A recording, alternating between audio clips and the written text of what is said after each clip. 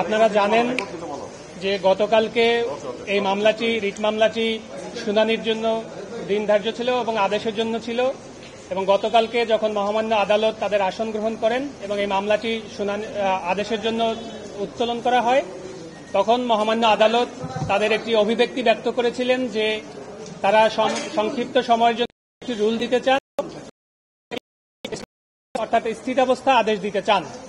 এবং আপনারাও অনেকে গতকালকে আদালতে উপস্থিত ছিলেন, অনেক বিজ্ঞ আইনজীবীও ছিলেন, কিন্তু এরপরে যে একটা পরিস্থিতি তৈরি হয়েছিল সেটা আপনারা নিজেরাও প্রত্যক্ষ করেছেন।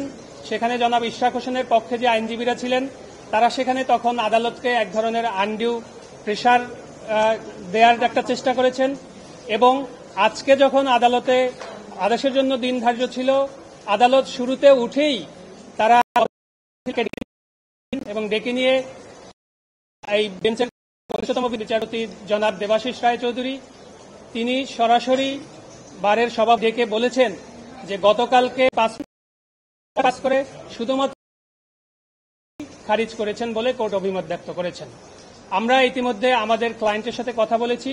আমাদের ক্লায়েন্টের ইনস্ট্রাকশন হচ্ছে আমরা উচ্চতর আদালতে যাব, মহামান্য আপিল বিভাগে আমরা আপিল ফাইল করব এবং আপিল ফাইল করা অবস্থায় যেহেতু এই বিষয়টি সাবজুডিস ম্যাটার থাকবে এখানে স্থানীয় সরকার মন্ত্রণালয়ের শপথ পড়ানোর আইনগত কোনো সুযোগ থাকলো না। জি, আপনারা জানেন যে কোর্ট বলেছেন যে আজকেই তারা চেষ্টা করবেন যে এই যে আদেশটি সেই আদেশটি তারা সাইন করে দিতে।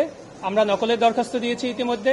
আমরা নকল প্রাপ্তি সাপেক্ষে আজকেই যদি আমাদের যাওয়া সম্ভব হয় আমরা যাব, না হলে পরবর্তী যেদিন ওয়ার্কিং ডে থাকবে সেদিনই আমরা দ্রুততম আমরা মহামান্য আপিল বিভাগে যাব। এটার ব্যাখ্যাটা হচ্ছে যে স্থানীয় সরকার মন্ত্রণালয় আসলে তার প্রতি ট্রাইব্যুনালের যে রায় সেই রায় কোনো ধরনের নির্দেশনা ছিল না, তারা এটার পার্টিও ছিল না। অতএব স্থানীয় সরকার মন্ত্রণালয়ের ইচ্ছা এবং অনিচ্ছার উপর নির্ভরশীল তারা এই সফরটির আয়োজন করছে। হাইকোর্ট তার আদেশে বলেছেন যেহেতু এই আদেশ চ্যালেঞ্জ করার সুযোগ আছে ছিলেন, আপনারাও শুনেছেন হাইকোর্ট অর্ডার পাস করার আগে শুরুতেই বলেছেন যে কোনো পক্ষ সংক্ষুব্ধ হলে আমাদের এই আদেশের বিরুদ্ধে আপনারা উচ্চ আদালতে যেতে পারেন।